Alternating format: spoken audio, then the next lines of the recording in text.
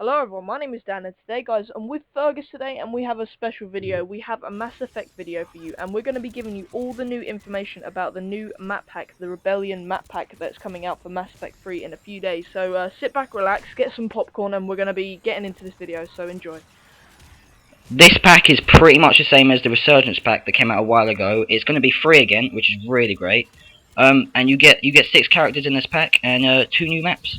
So me and Fergus are going to be giving you all the information, as I did say, and we're going to be going through each character and each map and briefly analysing it and trying to give all the information that we can possibly give off the top of our heads, and looking at some of the sources that we do have and some of the websites. So yeah, as you can see in the top left, there is a little bit of gameplay as well, and in the bottom right we're going to be showing some screenshots and sort of analysing them at the same time if you're worrying or wondering why there is 2 pictures on the screen. So do enjoy that while watching the screenshot. So yeah, let's get into it. So Fergus, let's get into the characters. What do you think about the first character that we see in the screenshot, the Vulture character? Well, here you can see he's using some sort of attack that looks like Omni-Tool Wolverine blade or something. And I'm not sure if that's a power or a melee. My guess is it's a melee, but in the screenshot you can see the blades aren't actually connected to his hands or on his wrists there. And if you look, we've got some footage here of the Vulture campaign that you can actually miss them if you're not careful. Yeah, so Fergus did actually say we do actually have some little kind of footage of what the Vulture look like. It's not any gameplay because you barely even see him in the campaign, so it's kind of good to see that Mass Effect and BioWare, they're actually adding in characters that you didn't see in the single player at all. So I'm really happy about that, and I'm sure Fergus is as well. And so yeah, let's get on to the next screenshot. In this screenshot, you can actually see there's 2 characters in this one. We got the Cerberus and the Quarian. What do you think about this now? Well, I see in this picture, I do see that the Cerberus, I didn't actually see it the first time. The Cerberus is actually the red guy, and I didn't notice that the Quarian, he's actually standing next to the left of the Phantom there, and that looks pretty cool that they're actually adding in male Quarians now, because you didn't actually see them in the multiplayer before, and now they're adding them in, and maybe there's something different. You never know, they might be adding something cool into them. And the Cerberus just looks absolutely beast. He's going to be probably one of my favourite characters, and to see that this new map, it does look very colourful as well in the screenshot, but we will be getting onto the maps in a second. And he's actually holding some of the new weapons. Both of them are holding the new weapons, are actually coming into the new map pack as well. So yeah, that screenshot does look pretty good, and it does fill in quite a bit of detail as well. So finally, Fergus, we have our last screenshot here before we go into any detail about weapons or maps or characters. So what do you think about this screenshot? This is my favourite screenshot. In this one, you can see the Vulture and the Cerberus, the ex-Cerberus character there. In this, you can see he's using a whip attack, where it looks really interesting. I believe this is a power instead of a melee, but this is my favourite character. They look really cool with the glass helmet there. And also, you can see the Vulture in the background using the Wolverine blade attack.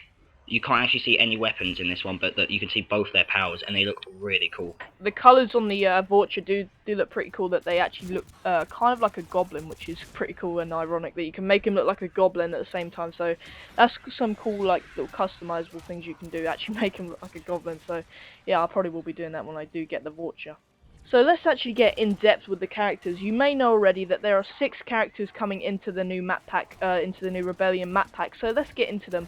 So we're going to start off with the Vulture Soldier, and there is actually a little bit of detail on this website, on the BioWare website, saying thanks to their unique physiology and their bloodlust ability. So this is kind of cool. They're adding in something cool. They're adding in details that we don't really know about yet, the bloodlust ability, and we're going to be talking about that in a second. But it does say, to finish on with the statement, the Vulture are joining the fight and are perfectly suited for the Ultrarian Soldier kit.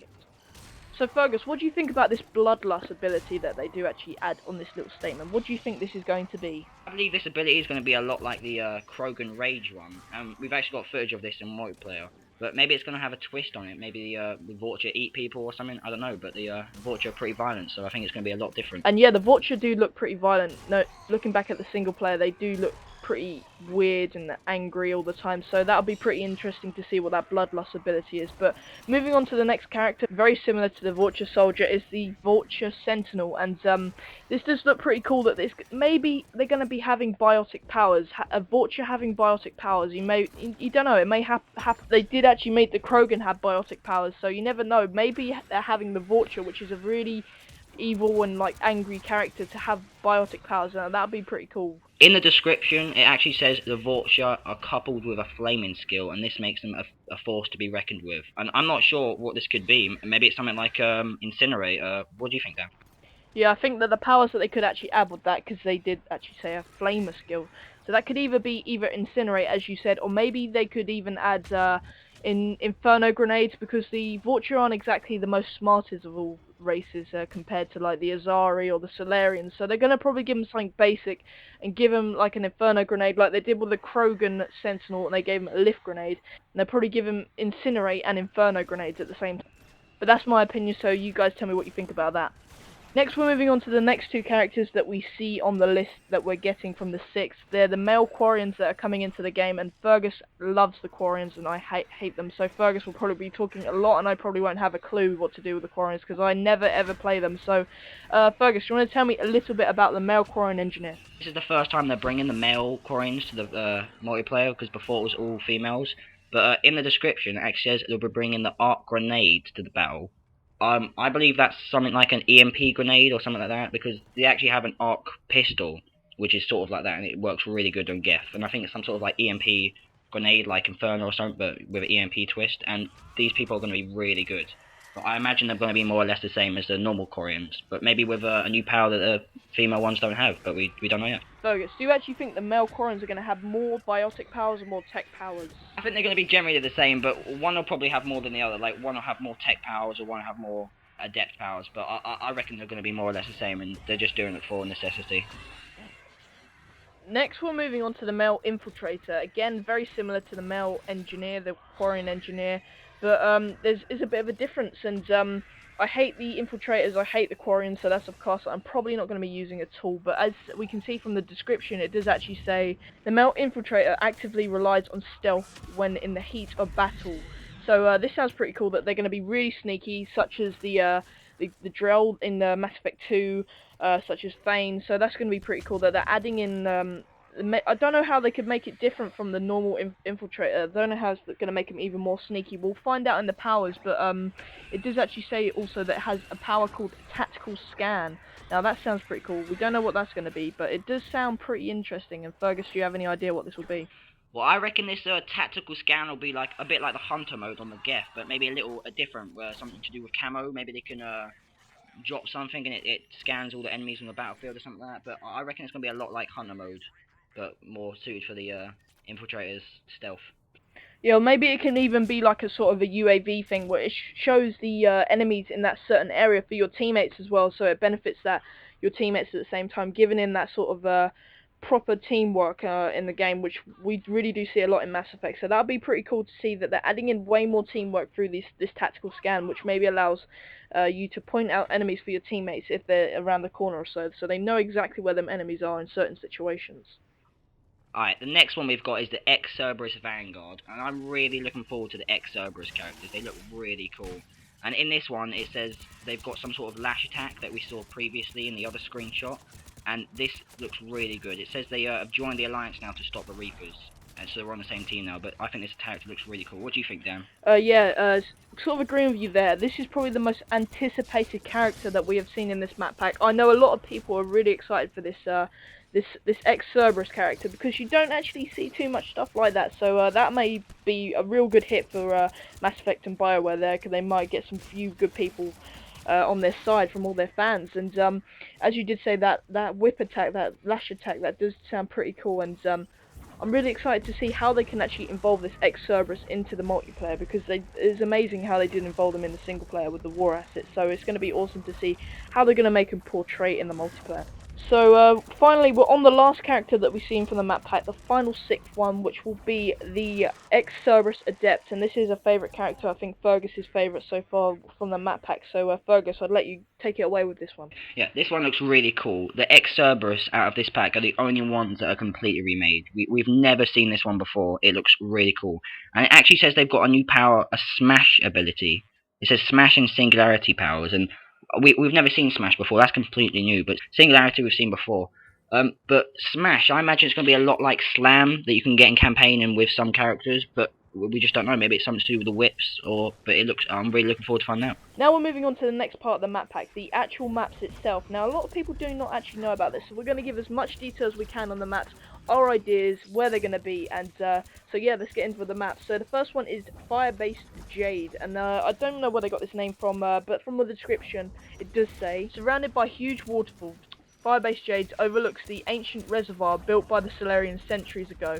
Set up strategic choke points inside the base main buildings to get there to jump on your enemy, and work with your team to miraculously clear each room and achieve a victory. Now that sounds really amazing. So Fergus, what do you think this map's going to be, and what do you think it's been for? Like, do you think it's been seen in the single player before at all? Yeah, I think this map looks really cool. This is some sort of Solarian world, and we see a little bit of that in the campaign. The mission we have to protect the Krogan female from Cerberus. But yeah, this looks really cool. It's one of the Solarian planets with loads of rainforests and stuff, and I'm looking forward to it. So yeah, they probably will be adding this in, and we have seen a lot of maps on the multiplayer added in from the single player before, such as Firebase White or Firebase Dagger, and they have been used in missions before to attack the Cerberus. So it's going to be pretty cool to see that they adding in this map's probably been used in single player in some sort of place that we may have seen. So do keep a lookout for that when you actually get these maps out. The next map we've got is called Firebase Goddess, and it says it's in one of Thessia's cities, and this is really cool. This is one of the first maps we've ever seen on Thessia, which is the Asari home planet that you get to go to in campaign, which is a really cool level. And it says it's one of the strongholds of the Asari, resistance against the Reapers. Okay, right. And it says it's got a circular layout. Firebase Goddess is a tough location to control. This area combines heavy cover with elevated firing positions, so stay light on your feet. Now this map looks really cool. I actually thought it was the added Archie map from the campaign we have to fight the Banshees, but it actually says it's on Thessia itself. So yeah, that's the analysis of the maps. There's going to be gameplay showing you what the maps are going to like, sort of, kind of look like, because you do see them in single player, or at least they look very, very similar, such as the Azari one, the Azari mission that looks very similar. And the female Krogan, when you go to release the female Krogan on the Solarian world, that does look very similar at the same time. So I will be probably putting some of that so you can see that. So let's finally move on to the weapons, and we're going to be telling you quite a lot about the weapons actually. So enjoy. This is just a modified version of the Mattock that you might have used in Cerberus multiplayer. Harrier It's a white assault single rifle. shot Now rifle. Fergus is going to give you a bit of details about this one. They've modified it so it's fully automatic. If you look in the screenshot, you can see the ex-Cerberus guy holding it and using it. And this, you can see there's little differences, but it more or less looks the same as the Mattock rifle. The difference is it's fully automatic, but the recoil is down, so you can stay on target better. But it's less powerful. It says it delivers a slightly less punch per round than a standard Mattock. But I'm really looking forward to this weapon because I love the Mattock, and a fully automatic one sounds really cool. So again, talking about that screenshot, we do actually see a different weapon that's in the same screenshot that the Quarian is actually holding. It is called the Regar Carbine Shotgun, and again, Fergus, would you like to explain what the Regar Carbine Shotgun is? This gun's, they're basically making the arc pistol that you can get in multiplayer and campaign into a shotgun. They did this with the Geth SMG, where they already have the Geth plasma rifle, and they just made a different version of it. And this looks really cool. I think you might be able to charge it up like the arc pistol, but it's definitely a Quarian-made weapon. It says it was named after the Riga family, who were Marines who have served valiantly against the Geth in the war. And this weapon looks really cool. It's just a I believe it's just a shotgun version of the arc pistol, and it looks really exciting. The next weapon we've got is called the PLEASSEEEE sniper rifle, and this is a Taurian-made one. What do you think about this? So the PLEASSEEEE sniper rifle does sound pretty awesome. It is a Taurian sniper rifle that is modified to kill Reaper enemies. PLEASSEEEE scope is used as a rangefinder to adjust to keep it in target with the proper proportion to the shooter. So this sounds pretty cool that they're adjusting the weapon to sort of the player character, and that sounds pretty good that they're... It's weird because they're adding in all this futuristic stuff to make the gun suitable for the player that you are using. So if you're running in there, you're a proper, really tough player and you love running in there, getting in all the action, the gun will adjust itself, so like it will probably adjust the scopes to your sort of playstyle, and that sounds pretty cool. And it does also say it specialises in both armor piercing and explosives. And finally, we also have something new that they're adding in as well. There's two things actually that they're adding in. The first thing that we will be talking about is the new objective game mode that they're adding in the missions. And what it basically is, Fergus will explain to you now. The new objective is a package will be dropped on a map, and you have to take it to a designated extraction zone. And this sounds really cool. It's mixing it up and making you have to actually travel through the map.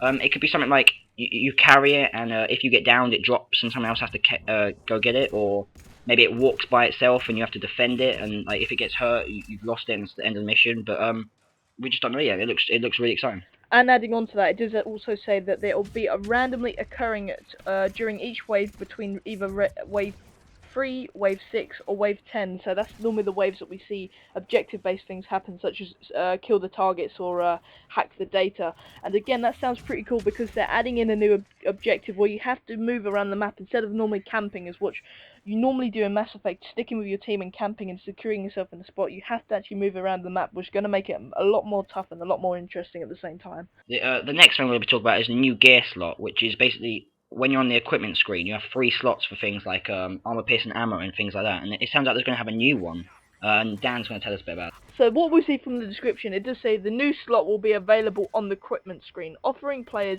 a persistent gameplay bonus that will not expire after the end of the match. These new items will vary from weapon upgrades to character enhancements. And these will be available throughout the reinforcement packages, so you can grab them either from a recruit pack, a veteran pack, a premium pack, or a premium Spectre pack, or even the jumbo pack. You may even be able to get them from. You'll probably most likely be able to get them from the jumbo pack if they still add them, or maybe they're adding a new pack, but that says not. There's not information about that on the new map pack. But you never know, they may be adding in new packs, because they always seem to do that around certain important times of Mass Effect, so they might be adding in a new pack around that time, so stay tuned for that.